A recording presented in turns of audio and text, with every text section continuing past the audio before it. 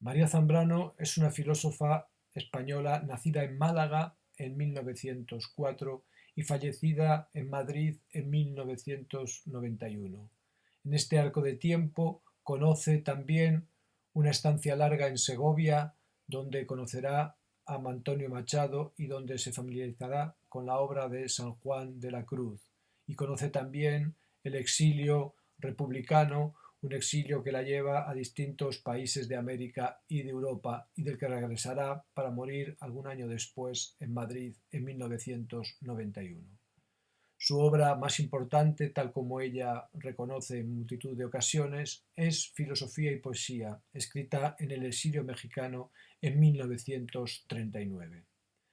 Esta obra se sitúa en la estela del pensamiento orteguiano, deudor también del pensamiento de Nietzsche, que considera la vida como la realidad radical, una vida que no se reduce en su manejo, en su exposición y en su comprensión al pensamiento puramente lógico, al pensamiento puramente racional. Considera María Zambrano que el pensamiento occidental es un pensamiento escindido de forma casi fatal, donde a pesar de algunos encuentros predominan las separaciones, escindido entre la palabra filosófica, entre el pensamiento filosófico y la palabra poética y el decir poético. La filosofía representa un intento violento y poderoso de obtener un lugar seguro en el mundo, un lugar que se consigue mediante el olvido de lo negativo, el olvido de lo fenoménico, un lugar que se gana ascéticamente y que nos proporciona seguridad en forma de verdad. Frente a este carácter pugnaz de la filosofía, frente a este carácter seco de la filosofía, la poesía se mantiene en ese primer instante de admiración que da origen también a la filosofía, pero la poesía, a diferencia de la filosofía, no lo abandona.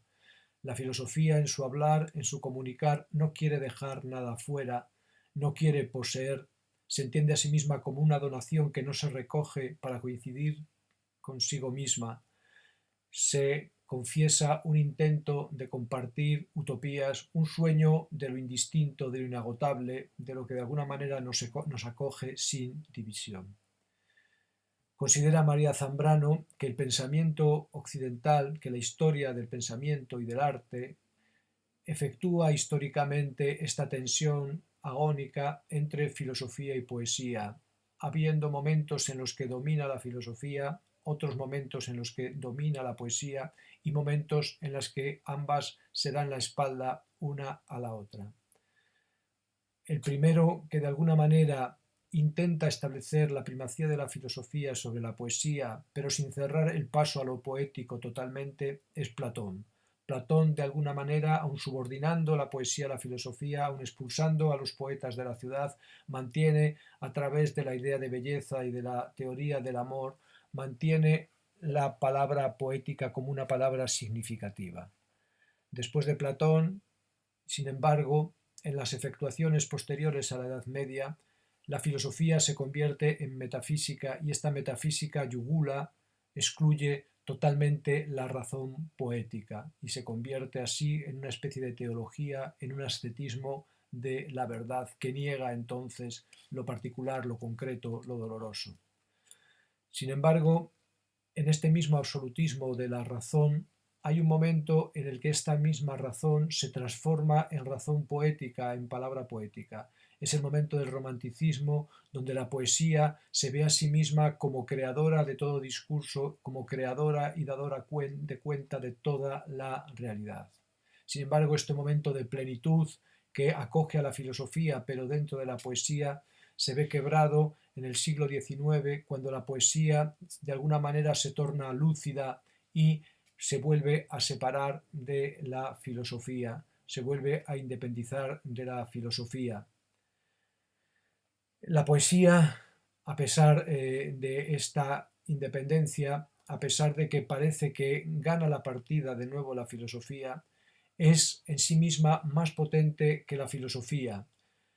porque esta poesía, de alguna manera, es un olvido de sí, que es un despertar al mundo más amplio de lo que nos ha creado y de lo que nos sustenta, y por lo tanto nos ofrece un tipo de unidad más fuerte que el tipo de unidad que ofrece la filosofía, porque es un tipo de unidad que recoge lo imposible, que recoge lo utópico, que no deja nada de lado.